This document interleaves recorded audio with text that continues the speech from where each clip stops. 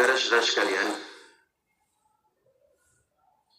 saya ingin mengajak kita semuanya sekali lagi dan terus-menerus agar kita tetap mempertahankan sehat.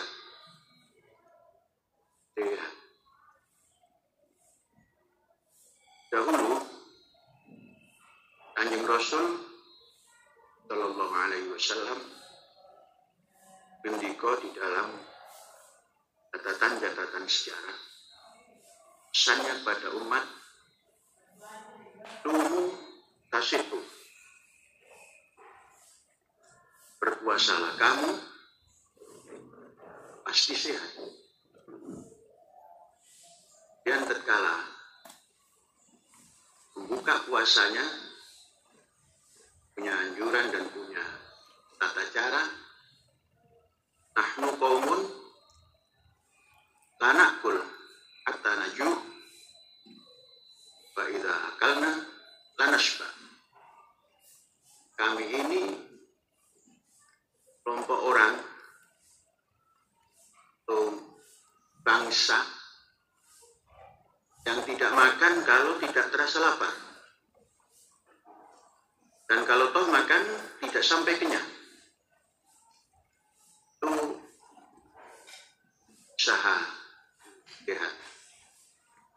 Kemudian setiap ada problem apapun, pemuda yang belum bisa melaksanakan pernikahan, obatnya saum,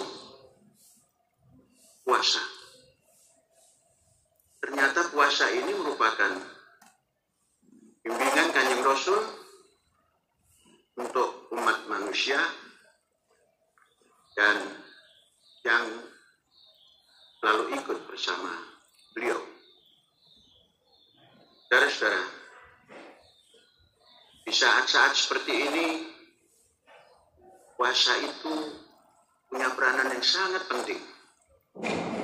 Di samping mengendalikan otak kita agar tidak diisi oleh berbagai macam menu makanan yang setiap langkah kita memilih, sehingga setiap saat mulut kita ini selalu mengunyah, baik itu makanan besar, makanan ringan, selingan, cemilan, dan sebagainya, sehingga ketersediaan otak untuk berpikir selain makan itu sangat sedikit. Saudara-saudara, sumu tasihu, puasalah, kamu akan sehat. Kalau kita mendengar pandangan-pandangan para dokter yang didukung oleh alasan-alasan yang bisa diterima, baik itu alasan ilmiah maupun jurnal-jurnal, ternyata puasa ini membuat rongga perut kita kosong. Kalau kosong, terasa lapar, dan terasa lapar, perut kita yang memiliki sistem kerja mencari kelengkapannya, cari makanannya. Makanannya ada di lemak yang tersedia dan ada sisa-sisa yang bisa didaur kerja fisik kita, dan juga bisa menangkal apapun yang masuk dalam rongga kita. Sistem tubuh, kerja tubuh kita ini memangsanya. Mungkin kalau virus itu diserang rame-rame oleh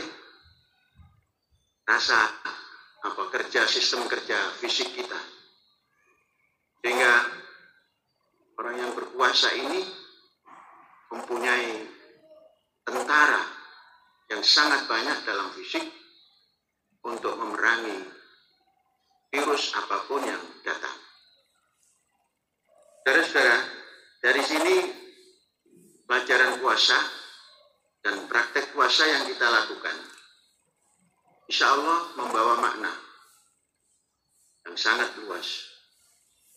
Bayangkan, COVID sudah hampir 2 tahun dan kita puasa pun sudah mengikuti masa COVID. Itu COVID terjadi, kita puasa. Sebab itu saudara-saudara juga sebaiknya mengikuti. Kalau di kampus ini puasa, kita juga puasa. Entah yang di New Zealand, entah yang di England, entah yang di mana saja, puasa. Tidak ada yang merusak fisik kita puasa itu, malah menyehatkan. Sumu tasihhu, itu ungkapan Kanjeng Rasul sekian ribu tahun yang lalu. Saudara-saudara sekalian, apa yang kita lakukan selain puasa, kita juga terus bekerja. Ternyata bekerja serius dengan terus berpuasa, yang hanya kita minum, yang lain-lain tidak kita makan, minum air putih untuk menghindari dehidrasi, ini bisa menimbulkan kreativitas yang berbagai-bagai menghadapi segala macam, baik itu tantangan maupun pekerjaan-pekerjaan rutin, itu bisa ditangani dengan baik kala kita saum atau puasa. Kemudian cara kita makan.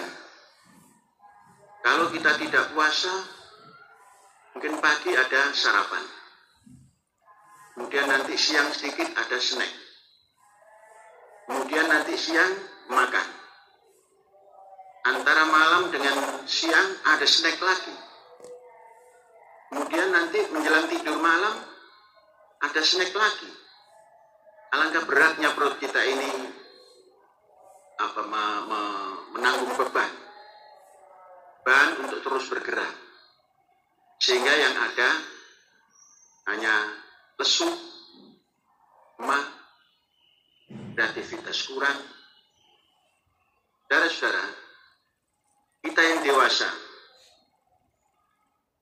ini coba latih semuanya. Latih semuanya. Tidak ada orang puasa yang mati karena puasa. Kemudian cara kita makan juga sudah kita rubah. Tidak ansih pada nasi, kita buat tepung gandum utuh, kita giling sendiri, kita buat roti. Itu pun dibatasi. Kemudian kita banyak makan sayur, makan lauk pauk, dengan sangat sedikit karbohidrat yang kita konsumsi, namun tetap mengkonsumsi, dan protein dan lain-lain, itu terus kita tambah dalam makan. Saudara-saudara, oleh sebab itu puasa dapat punya daya tahan dalam menghadapi wabah yang seperti ini. Kemudian di samping itu, dalam keseharian kita meluangkan waktu untuk berolahraga. Olahraga tidak perlu memaksakan diri, tapi harus olahraga. Kemudian selalu menambah kadar daripada vitamin D. Saudara, vitamin D mungkin dapatkan dari matahari. Namun berapa lama kita harus mendapatkan vitamin D kalau mengandalkan hanya kepada matahari? Karena apa? Kulit kita, kulit yang tidak terlalu cerah, diambil sinar matahari untuk vitamin D-nya mungkin tidak seperti orang putih. Oleh sebab itu, usahakan semua ini mengkonsumsi tambahan vitamin D. Vitamin D hari ini sudah dikemas, ada yang 1.000, ada yang 5.000, dan ini coba mari biasakan itu. Walaupun harganya mungkin ada harganya, tapi jauh lebih baik kalau kita mengkonsum itu daripada makan selingan-selingan makanan. Makin banyak selingan makanan yang kita makan, makin banyak beban yang dikandung oleh fisik kita yang kemudian membawa akibat yang macam-macam. Saudara-saudara, saya pernah mendengar ucapan seorang dokter ahli tulang yang meneliti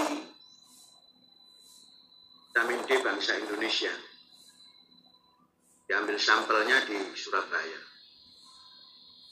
Itu rata-rata pada 5 tahun yang lalu itu 18,5 rata-rata vitamin D bangsa Indonesia. Tapi dalam musim COVID ini justru menurun. Rata-ratanya menurun 1 menjadi 17,5. Mungkin ya terlalu banyak diam, terlalu banyak ngemil dan sebagainya, terlalu kurang olahraga dan sebagainya, maka vitamin D menjadi turun. Oleh sebab itu, kita berusaha. Bagaimana caranya penghuni kampus ini semua mengkonsum tambahan vitamin, yaitu vitamin D. Kata Dr. Isnan, vitamin D ini bisa menyambung berbagai macam yang dibutuhkan oleh badan kita. Ada mengurangi daripada keropos tulang, ada meningkatkan daya tahan, ada menguatkan jantung, dan lain sebagainya. Jangan sampai hanya disampaikan itu kegunaannya. Mari kita masuk ke dalam kelompok yang mengkonsum vitamin D. Kalau tidak bisa yang 5.000, nah, yang kurang dari itu mungkin 1.000 ya. Ada harga beda nggak dokter antara 1.000 dengan 5.000? Bedanya banyak. Contohnya kalau 5.000 berapa?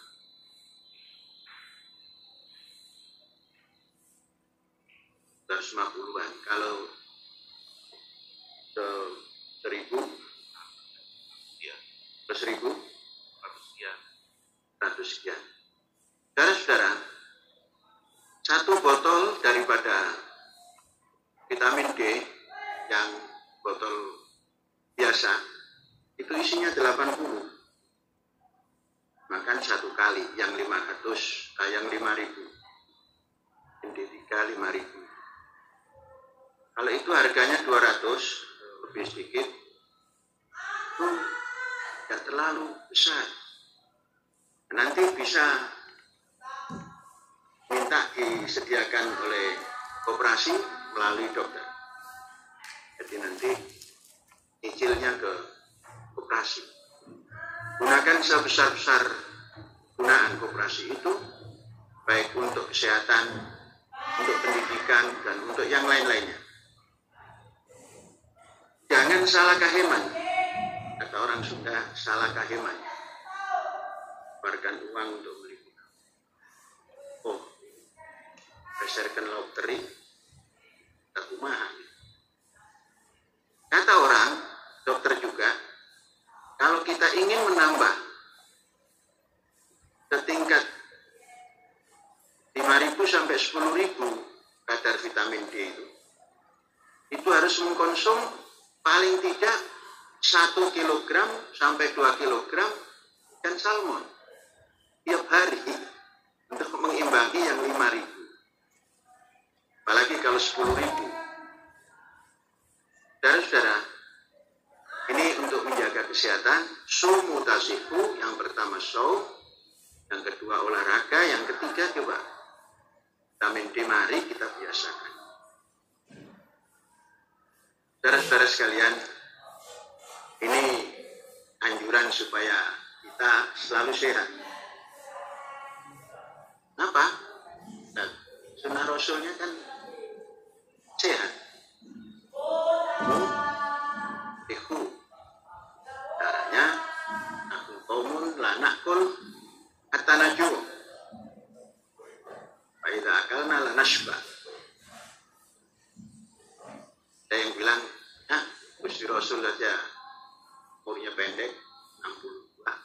Saudara-saudara, itu umur milik Tuhan. Kalau boleh mengandai, andainya tidak diracun Gusti Rasul itu panjang umurnya. Tidak ada sejarah yang mengungkap dengan detail wafat Kanjeng Rasul itu kena racun, diracun. Katanya maksum dari hal-hal yang maksiat ini diracun. Kalau saudara kurang yakin, baca kan di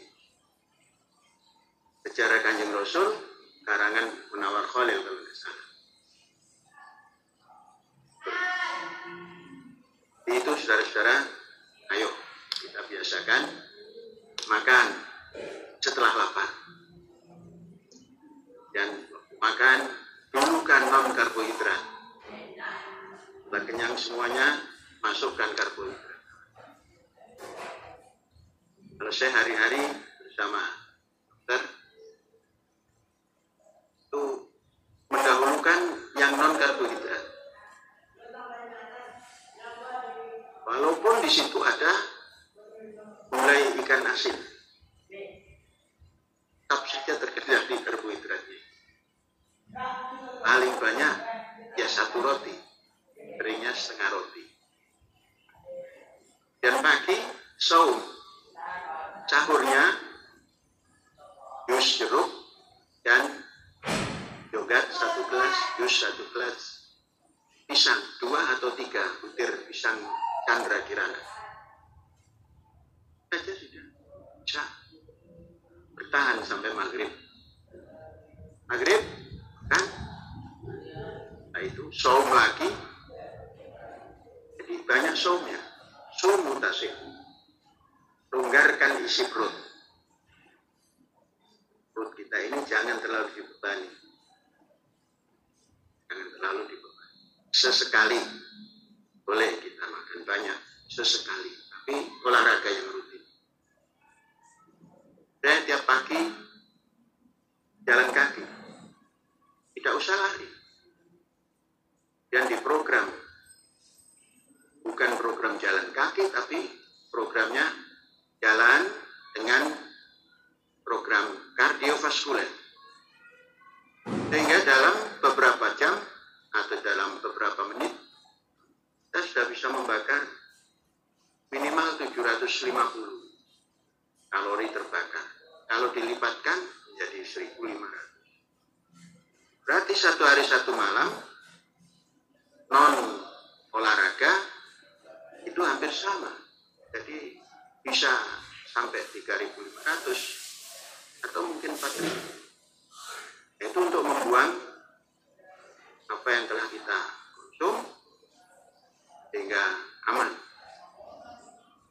Cara hidup sehat itu harus dipandu oleh anjuran-anjuran baik dan pengalaman hidup yang baik. Insya Allah dengan begitu cerah kita punya pikiran. Mudah-mudahan saudara-saudara terus mengikuti acara saum itu. Topo Broto ini sebetulnya saumnya itu. Bukan duduk sambil bicara ini hanya telingan ini.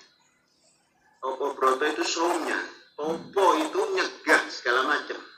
Broto itu benar-benar suci. Broto Yudo perang suci. Topo Broto, Topo kelawan suci. Bahasanya juga bahasa itu. Bahasa Jawa, bukan bahasa Jawa, itu bahasa yang sering dipakai oleh orang-orang Digdaya. Bahasa ini, bahasa Yunani, bahasa Turki, bahasa bahasa Iran, bahasa Arab, boleh-boleh saja. Ya Quran jangan dibahasa Jawakan. Kalau lagu Jawa boleh. Nah, saudara-saudara, ini tentang jaga sehat. Saudara-saudara di daerah ada ini itu, terasa ini terasa itu. Saum, puasa akan sehat, dijamin sehat. Puasa. Oh ini ada keluhan ini, puasa. Di tentara kita yang di dalam badan ini, kalau ada yang masuk benda-benda aneh, serang rame-rame. Orang yang puasa, itu kalau ada serangan,